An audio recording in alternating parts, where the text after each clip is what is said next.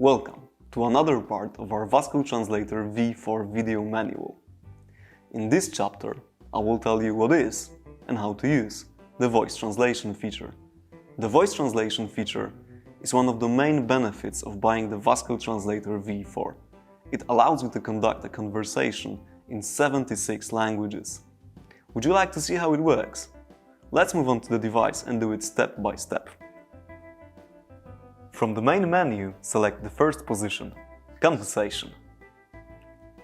You will see two microphone icons and below, two drop-downs with languages. First, select your language.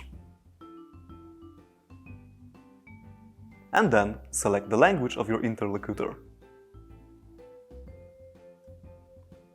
Once you're ready to start talking, click the microphone icon. Hello, how are you? Witam, jak się masz? The sentence has been translated aloud into the language of your interlocutor. If you wish to share the translation, tap the share button. And then type in your email address. And then click Send.